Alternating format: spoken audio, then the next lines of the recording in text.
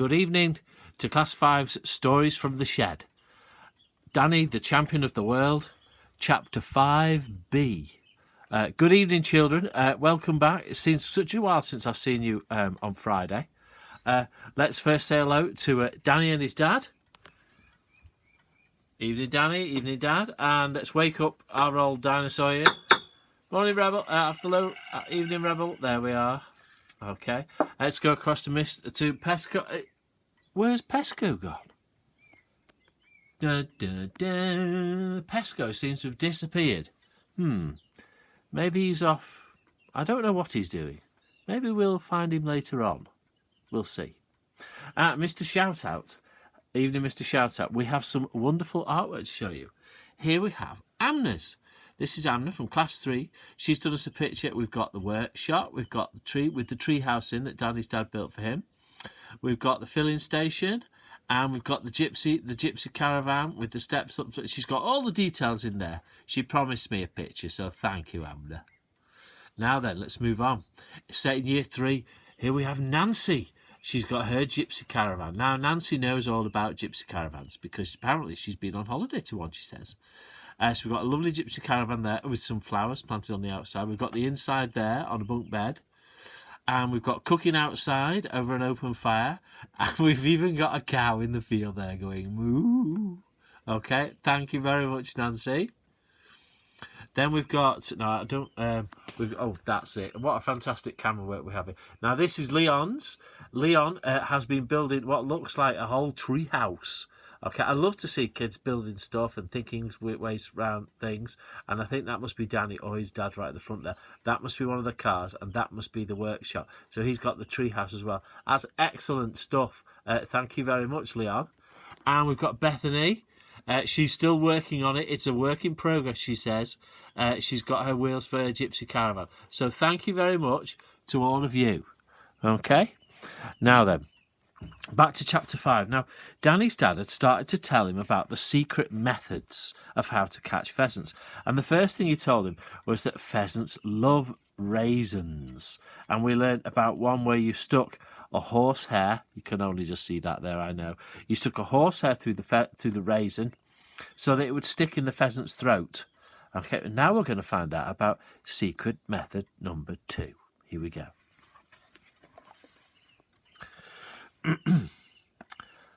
What's number 2? I asked. He said. Number 2 is a real beauty. It's a flash of pure brilliance.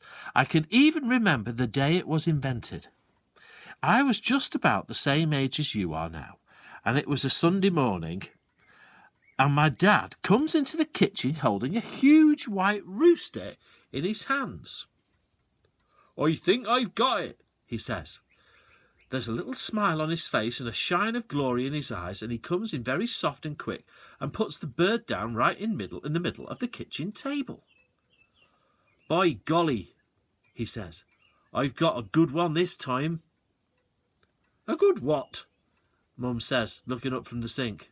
Horace, take that filthy bird off my table. The rooster has a funny little paper hat over its head, like an ice cream cone upside down.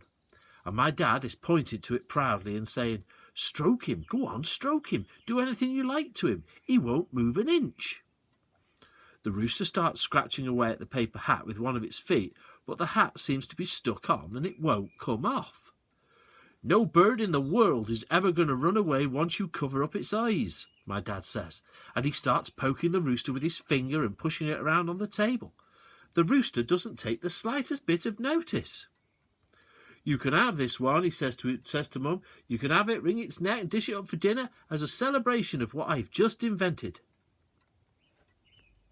And then straight away he takes me by the arm and marches me quickly out of the door, and off we go over the fields and up into the big forest the other side of Little Hampden, which used to belong to the Duke of Buckingham.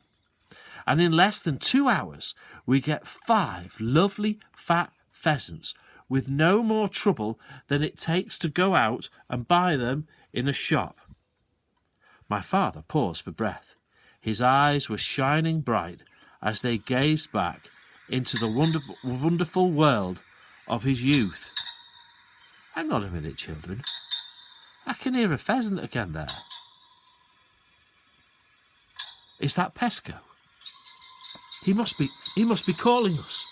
Pesko, where are you? Pesko, where have you gone? Pesko. Pesko? Any sign of Pesko? No? Old tree stump, ladders, garden. I shall follow the path. Pesko, what are you doing there?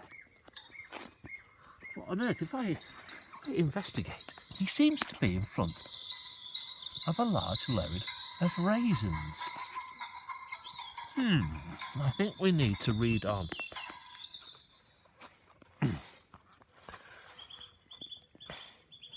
But Dad, I said, how'd you get the paper hats over the pheasants' heads? You'd never guess it, Danny. Tell me.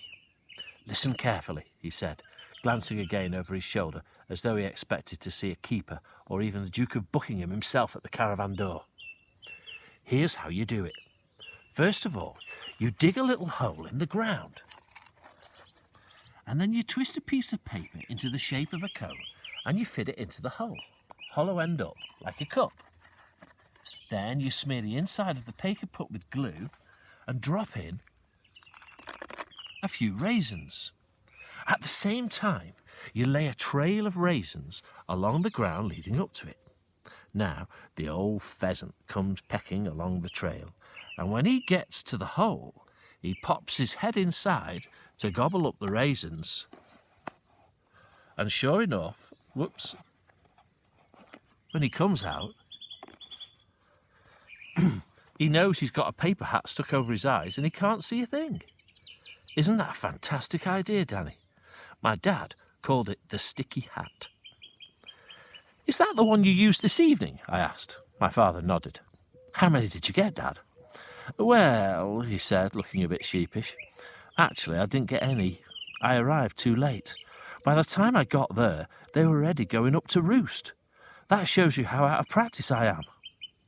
Was it fun all the same? Marvellous, he said. Absolutely marvellous, just like the old days. He undressed and put on his pyjamas.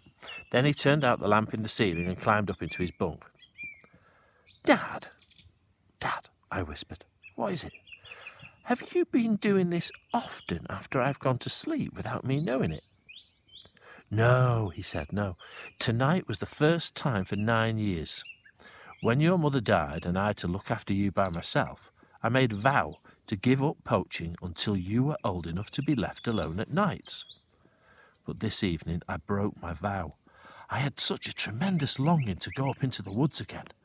I just couldn't stop myself. I'm very sorry I did it. If you ever want to go again, I won't mind, I said.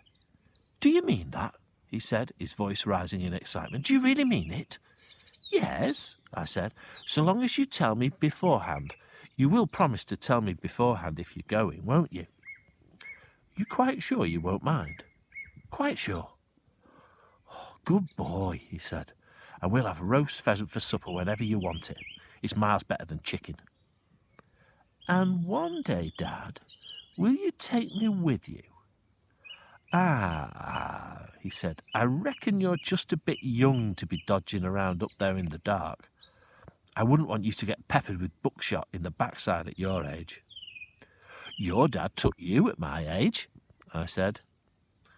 There was a short silence. I think Daddy's dad thinking about what to say. We'll see how it goes, my father said.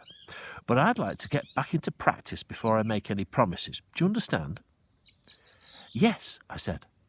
I wouldn't want to take you with me until I'm right back in my old form. Oh, no, I said. Good night, Danny. Go to sleep now. Good night, Dad. Right, so maybe one day Danny will go with his dad. And tomorrow we will find out about the next character, Mr. Victor Hazel. Goodbye.